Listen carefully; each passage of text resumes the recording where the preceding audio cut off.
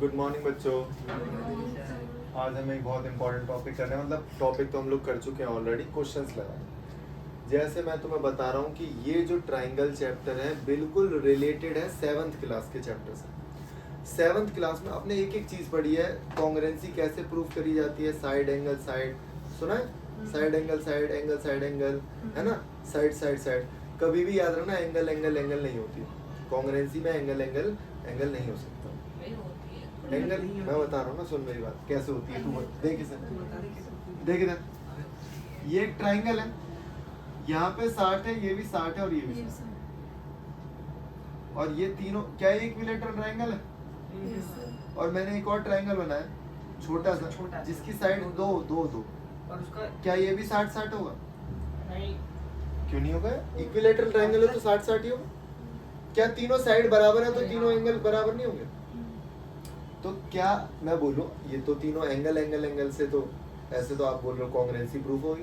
क्या इसको इसके ऊपर रखेगा तो ये बराबर आएगा, फिट आएगा? नहीं आएगा। तो एंगल एंगल से नहीं होती। अगर इसकी एक भी साइड 5 होती ना तो ये फिट हो जाता, फिर तो एंगल साइड एंगल वाला तो हो जाता, लेकिन एंगल एंगल एंगल कोई कॉन्ग्रुएंसी नहीं होती। इस चीज को याद रखना, ठीक है? अब एक क्वेश्चन है, ये जो मैंने आपको लिखा है ये भी क्वेश्चन ही कर रहे हैं हम लोग डायरेक्ट, और क्वेश्चन से ही सीखेंगे। सबसे पहले मेरे को देखना है कि भाई इन्होंने गिवन क्या दिया, और मुझे ट्राइंगल कौन से लेने, मुझे प्रूफ क्या करना है?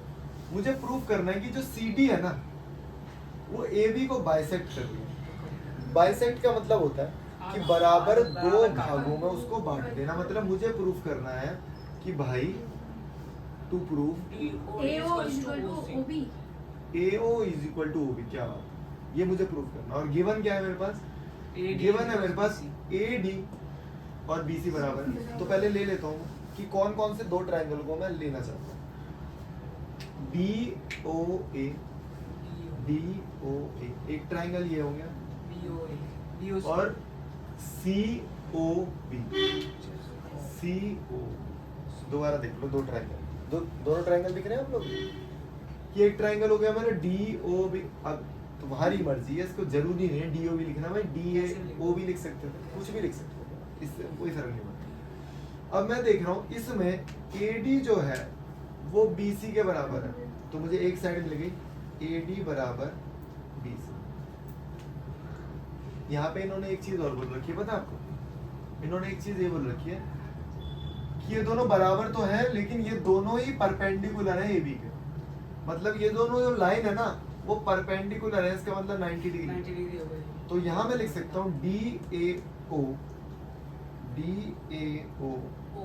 बराबर OBC, साइड एंगल साइड लगेगा, OBC इज इक्वल टू 90। यहाँ पे एक एंगल और बता दो। अब मुझे बताओ क्या मेरे पास एक एंगल और है? तो AOD इज इक्वल टू, बोलो, BOC, जो कि हमारे वर्टिकली अपोजिट है। वर्टिकली अपोजिट क्या होता है? जब दो लाइनें ऐसे टकराती हैं तो ये वाला एंगल इस वाले एंगल के बराबर होता है, इसी को कहते हैं वर्टिकली अपोजिट। और ये वाला एंगल भी इस वाले एंगल के बराबर होगा, और ये भी वर्टिकली अपोजिट होगा। कोई दिक्कत? ठीक है भाई। तो मैंने देखा यार 3 चीज तो पता लगी, 2 एंगल और एक साइड। तो हम लिख सकते हैं angle angle side. Angle angle side की कॉन्ग्रुएंसी से DOA कॉन्ग्रुएंट हो गए हैं COB।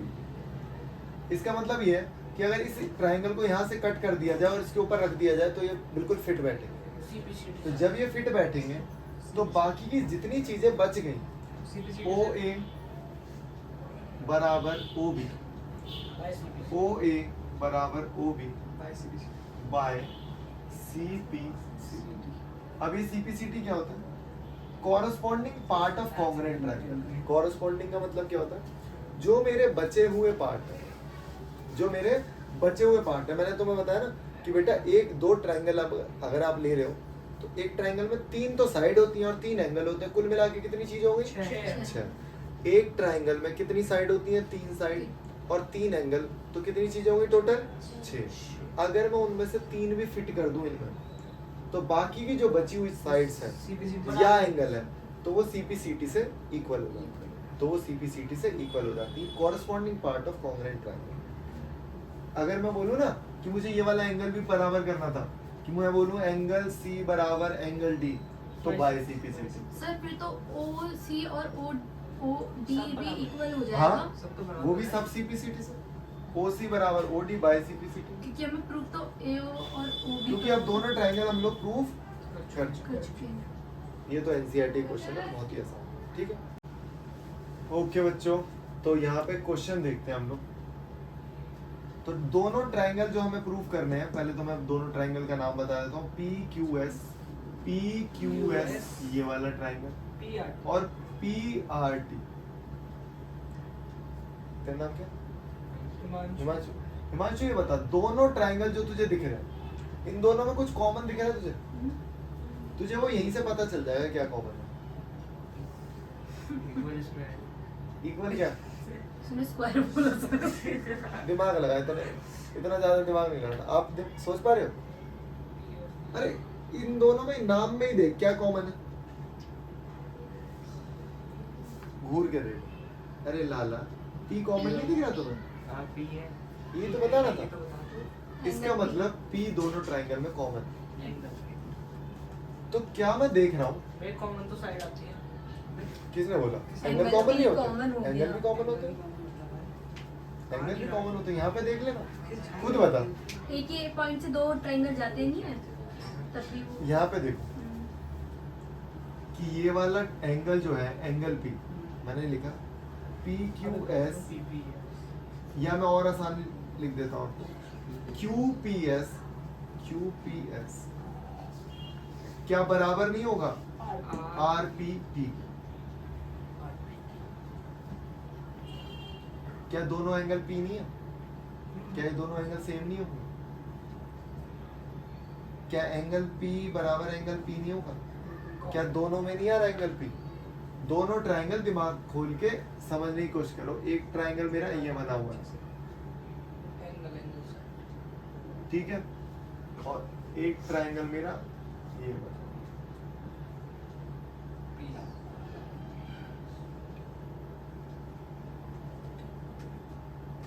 मैंने दोनों ट्रायंगल अलग अलग बना दिया, तो एंगल पी दोनों में ही नहीं दिख रहा आपको, और एंगल पी भी बराबर है और एंगल क्यू और आर आर और क्यू भी बराबर है। तो एंगल पी तो मैंने बराबर लिख दिया, एंगल आर बराबर एंगल, और एक साइड हमें दे रखी है, एक साइड हमें दे रखी है कौन सी?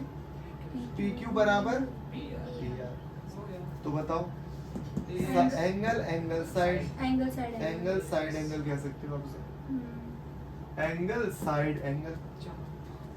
साइड एंगल से कॉन्ग्रुएंसी प्रूफ हो गई, और ट्रायंगल पी क्यू एस बराबर हो गया हमारा पी आर टी, ठीक है।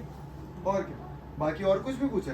बिल्कुल जी, जो मैंने बताया बाकी जो बचा कुचा है, क्यू एस बराबर आर टी, क्यू एस बराबर R T by C P C T, जो बचा हुआ है by C P C T से दिमाग लगाना है। इसमें तो दिमाग लगाना ही पड़ेगा, क्योंकि अब ज्योमेट्री की शुरुआत हो चुकी है, और मैंने तुम्हें बताया ज्योमेट्री के 9th क्लास में 5 chapter, line and angle, triangle, quadrilateral, parallel of graph, circle, area related to parallel, 6 हो गए थे। सरफेस एरिया खैर ज्योमेट्री में नहीं आएगा, लेकिन ज्योमेट्री तो टफ है, 5 चैप्टर ही लेके बैठी है, लेकिन अभी करने ही पड़ेंगे पास होने के लिए, नहीं तो 10th में ही जा पाओगे। 10th में चले जाओगे, 10th में सिर्फ तुम्हें 2 ही एक ट्राइंगल और एक सर्कल, बस, वो भी आसान थ्योरम है, वो भी थ्योरम है कुछ, ठीक है, उतार दो। अब देखो ध्यान से, बहुत अच्छा क्वेश्चन है। यहाँ पे जो हमें एंगल लेने हैं DAP, अगर मैं इन एंगल्स को अलग अलग बना दूं, ध्यान से देखो, ये एंगल और ये, और मैं इसको नाम दे रहा हूँ DAP, और ये EPD। अब मुझे दिख रहा है P तो है इन दोनों में नाम में, लेकिन पूरा कंबाइन P नहीं है। मतलब मुझे तो P जितना पता है वो तो इतना ही पता मुझे, जो इक्वल पार्ट है। दोबारा से देखो, दोबारा से भाई, दोबारा से। मेरे पी तो पूरा ही होगा था इक्वल। ध्यान से देखो भाई, सर ये आधा फॉर्म हो रहा इसमें है। तो इधर वाला आ रहा है, इसमें और इधर इसमें वाला। इधर वाला आ रहा है। हाँ अभी समझा रहा हूँ, रुको, दिमाग लगा। पहले गिवन लिखते हैं, क्या गिवन? BAD, BAD मतलब जो मैंने ट्रायंगल लिखा है तो मैं लिख सकता हूँ PAD। PAD बराबर है ABE के, ABE के मतलब PBE के, PBE के एक एंगल बराबर हो गया PBE। दूसरी चीज बराबर कैसे करी जाएगी वो आपको दिमाग लगाना है, क्योंकि मैंने बताया ना, दिमाग लगाना शुरू करना है आपको। ये वाला एंगल, ये वाला APD, लेकिन मैं देख रहा हूँ एक दिक्कत है यार, APD और PBE बराबर नहीं है, लेकिन कुछ बराबर दे रखा है इन्होंने, क्या EPA, EPA। दोबारा देखो यहाँ से, या मैं ऐसे लिख देता हूँ APE, APE बराबर है BPD, BPD। अब दोनों साइड में ये वाला एंगल ऐड कर दूंगा, दोनों साइड, इधर भी और इधर भी, और वो एंगल का नाम क्या है? EPD, EPD और EPD, दोनों साइड ऐड कर। अब मुझे बताओ दोनों को ऐड करके बना क्या? APD बन गया। क्या बन गया? और ये बन गया BPE, BPE। टफ है क्वेश्चन। और एक मजे की बात ये है कि AD बराबर B, एक साइड ये हो गई, एक एंगल ये हो गया, एक एंगल मेरे पास ये हो गया और एक साइड। सर इतना लेंथी ना करके, जो ये O आपने दिया है, हाँ। अगर O को इस साइड से देंगे तो एक एंगल M दे दो, इधर से करेंगे एंगल N दे दो, तो angle N angle M is equal वही टू किया है मैंने, बस नाम लिख दिया। नाम से देखो confusion दोनों हो में गया। ये मुझे पता है, ये और ये इक्वल है, हाँ तो मैंने O को इसमें भी जोड़ दिया, O को इसमें भी जोड़ दिया। हम्म। तो जब दोनों को सेम जगह जोड़ूंगा तो दोनों एंगल बराबर हो गए ये वाले। हाँ। एक एंगल मुझे बराबर दे रखा था, हम्म। क्या बोल रहा है? वो निकालना है AD और equals to B। अच्छा AD और ये निकालना है, ओहो, फिर इसका मतलब कुछ और भी ढूंढना पड़ेगा। और बताओ, अरे भैया निकालना क्या है? ये दे तो रखी तीन चीजें। अरे मतलब इसमें दे तो रखा है दो चीजें। साइड भी दे रखी होगी ऊपर वाला यार। दे तो रखा है AD और यहाँ से हम पूछते हैं क्वेश्चन को। सर देखो एक- EB और इज इक्वल टू AD नहीं हो जाएगा? अच्छा एक बढ़िया चीज दे रखी है, क्या दे रखा है इन्होंने? P is the midpoint of AB, भैया को बता। P is the midpoint of A, तो कोई बात नहीं, यहाँ लिख देता हूँ, P is the भैया आदत है क्वेश्चन midpoint of का। AB। तो इसका मतलब AP बराबर BP B PB कुछ भी लिखो। तो कॉन्ग्रुएंसी प्रूफ हो गई। क्या ये कॉन्ग्रुएंसी प्रूफ हो जाएगी? और उसके बाद ये CPCT से हो जाएगा। ये वाली जो स्टेटमेंट है ना बहुत बार करनी होगी। और यहाँ तो मैं तुम्हें एक चीज और बता दूं, ये तो 10th क्लास में भी करनी होती है, दोनों एंगल्स को जोड़। हाँ वो जो ऊपर दो चीज दे रखी थी उनका यूज क्या था? अरे एक चीज तो मैंने सीधी सीधी लिख दी भाई, एक चीज तो मैंने सीधे लिख दी, दूसरी चीज भी मैंने सीधे ही लिखी है, लेकिन दोनों में एक चीज ऐड करी है बस। अब ऐड करके एक चीज निकाली है रिजल्ट है, एक तो सीधी सीधी लिख दी मैंने, एक चीज ये लिख दी, लेकिन इन दोनों में मैंने कुछ ऐड कर दिया तो ये निकल गया। ठीक है, देखो सेम क्वेश्चन जैसा पहले वाला फॉर्मेट था, इस पर थोड़ा सा एडवांस तरीका है, ध्यान से। पहले तो मैं लिख रहा हूँ यार एंगल कौन कौन से हैं। ट्राइंगल ABC, ये वाला ट्राइंगल, और ट्राइंगल मुझे कॉन्ग्रुएंट करना है AED, ABC और AED, ध्यान से देखना। A ध्यान से BAC, ये एंगल 1 पता है मुझे, जो कि एंगल 2 के बराबर है। लेकिन अगर मैं बात करूं BAC, 1 में अगर मैं जोड़ दूं ओ इसको O मान लो। अगर मैं एंगल O जोड़ दूं तो क्या BAC बन जाएगा, और एंगल 2 में मैं O जोड़ दूं तो EA बन जाएगा। तो एक काम हो गया मेरा, दोनों साइड में एंगल O जोड़ देता हूँ, एंगल 2 प्लस एंगल 2 है ना। तो ये क्या हो गया, BAC और DAE नहीं EAD अरे वो ए वहां है ना, ए बीच में ये बीच में आ रहा है। उसके बाद यहाँ पे एक चीज और करूंगा, ध्यान से देखना। एक एंगल हो गया, दूसरा एंगल पता है मुझे, एंगल B बराबर एंगल E। एक साइड लिख रहा हूँ मैं, BD बराबर CE। अगर मैं दोनों में CD जोड़ दूं, ध्यान से देखना, दोनों में CD जोड़ दूं, CD और यहाँ में CD, तो पता नहीं क्या हो जाएगा, क्या ये BC BC हो जाएगा और ये हो जाएगा DE। और ये हो जाएगा ED या D।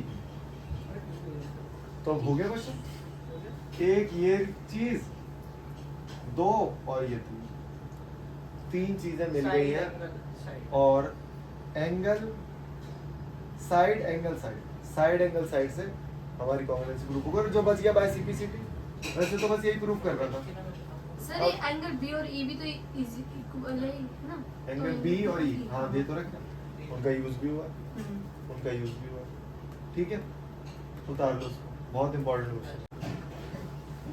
अच्छा ध्यान से देखो, अभी मुझे पूछा गया है कि AD और AE बराबर प्रूफ करना है, AD और AE। तो मैं ये वाले दो ट्रायंगल ले रहा हूँ, ध्यान से देखो, मैं ये वाले दो ट्रायंगल सेलेक्ट कर, इधर ये वाले दो ट्रायंगल, अब दिमाग लगाना। अगर ये एक आइसोसेलेस ट्रायंगल है तो AB बराबर AC होगा। एंगल साइड से होगा ये। रुक जा। अगर कोई भी एक आइसोसेलेस ट्रायंगल है तो उसकी दो साइड बराबर होती है, पता है, ये तो पता होगा, बचपन में पढ़ा था। और अगर दो साइड बराबर है ना, तो उनके दो अपोजिट एंगल भी बराबर होंगे। इसका मतलब एंगल B बराबर एंगल C। तो मुझे एक एंगल भी पता लग गया और मुझे एक साइड भी पता लग गई, और रुक जाओ, क्या मुझे एक चीज गिवन है, इसका मतलब कुछ तो इसका राज होगा। अब वही मैंने बताया था, जब ऐसे ट्रायंगल दिए हों और बीच में कुछ हो, अगर BE में से मैं ये माइनस कर दूं ED, तो BD माइनस ED और CD माइनस ED, दोनों में से मैंने ED माइनस कर दिया, बताना क्या बचेगा, यहाँ बचेगा BD और EC। तो क्या दोनों ट्रायंगल, वो तो पहले से दे रखा है, नहीं दे रखा, बिल्कुल नहीं दे रखा, ये भी बराबर, ये भी बराबर हो गया। तो साइड साइड एंगल, तो कैसे प्रूफ हुआ है, साइड नहीं, साइड एंगल साइड से कॉन्ग्रुएंसी प्रूफ हो गई। और क्या प्रूफ करना था मुझे, ये प्रूफ करना था, तो ये बाय CPCT से हो जाएगा। मतलब ये जो मैं बता रहा हूँ ना यार, ये बहुत नई चीज बता रहा हूँ कि ये कब देखना, कैसे पता चलेगा कि ये करना, इतना आसान बिल्कुल नहीं है, मतलब बहुत टफ चीज है ये तो मैं खुद कंफ्यूज हो जाता था, मतलब मैंने तो पढ़ा ही नहीं था 9th में, सही बताऊं तो मैंने छोड़ दिया था लेकिन अगर आप लोग सीख पा रहे हो तो बहुत अच्छी बात है। मुझे ऐसा लगता था बाकी स्कोरिंग सब्जेक्ट्स जो है, स्कोरिंग टॉपिक जो है, वो उनमें मैं पूरा अच्छे से स्कोर करता था। और देखो, अगर आपके 100 नंबर का पेपर है, आपके 80 भी आ गए, इसका मतलब 20 नंबर नहीं आया आपके, इसका मतलब 20 नंबर का पेपर नहीं आता आपको, इसका मतलब 20 नंबर का सिलेबस आपने छोड़ रखा है, बस वो यही सिलेबस होता था, समझे। तो इन टॉपिक्स को ऐसा नहीं है कि स्किप कर देना, कुछ तो एफर्ट लगाना है, डायग्राम बनाना है, कॉन्ग्रुएंसी जहाँ तक प्रूफ हो जाए वहाँ तक करना है, ठीक है।